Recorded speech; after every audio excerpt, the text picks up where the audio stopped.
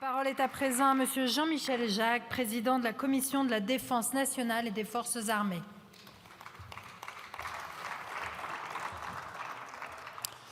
Madame la Présidente, Monsieur le Premier ministre, Messieurs les ministres, mes chers collègues, ce jour-là, Trump a trahi l'âme du peuple américain. Ce coup de poker irresponsable a mis mal à l'aise un grand nombre de diplomates, militaires et vétérans américains. Et bien sûr, tous les gouvernements des pays membres de l'OTAN. Du côté de la France, fidèle à son histoire, continue à aider le peuple ukrainien qui défend courageusement et légitimement sa liberté. Force est de constater que la France et l'Europe se retrouvent être parmi les derniers remparts du droit international. Cette nouvelle stratégie doit sonner le réveil de l'Europe qui est plus que jamais menacée. Pourquoi ? Parce que si l'Ukraine venait à tomber entre les mains de Vladimir Poutine, rien ne nous garantit que d'autres États du continent ne seraient pas, tôt ou tard, confrontés à ces velléités impérialistes. Parce que les bouleversements géostratégiques en cours déstabilisent profondément nos démocraties et mettent à mal notre sécurité et notre prospérité.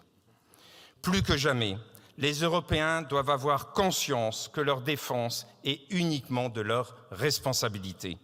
L'Europe doit être puissante et doit se libérer de sa dépendance aux États-Unis afin de rester maître de son destin. Nous devons mieux développer l'Europe de la défense dans laquelle la France a un rôle moteur. Nous devons préparer la paix en nous réarmant plus. Chacun doit y prendre sa part. Nous, Français, nous n'avons pas attendu pour agir. Dès 2017, sous l'impulsion du président de la République Emmanuel Macron, nous avons amplifié la hausse du budget de notre défense qui aura doublé en l'espace de 10 ans. Nos efforts, conduits par le ministre des Armées Sébastien Lecornu, à travers la loi de programmation militaire votée par notre Assemblée en juillet 2023, et dont j'étais le rapporteur, nous a permis de transformer notre outil de défense pour disposer aujourd'hui de la première armée d'Europe.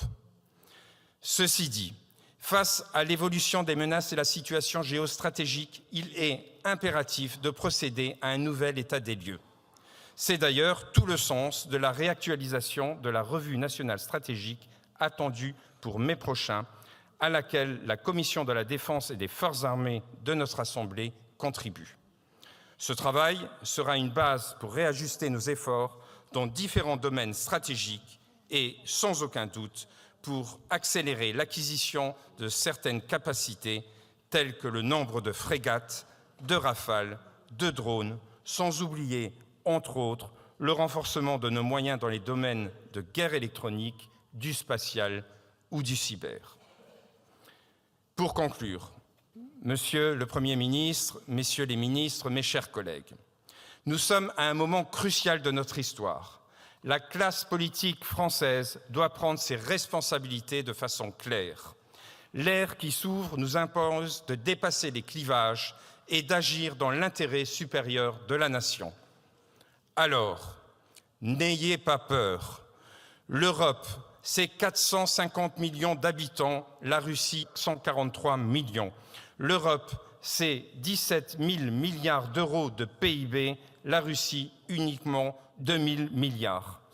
Soyez fiers de notre armée et de ses valeureux soldats. Alors, en avant, et que vive l'Ukraine, vive l'Europe, vive la République et vive la France. Merci beaucoup, Monsieur le Président.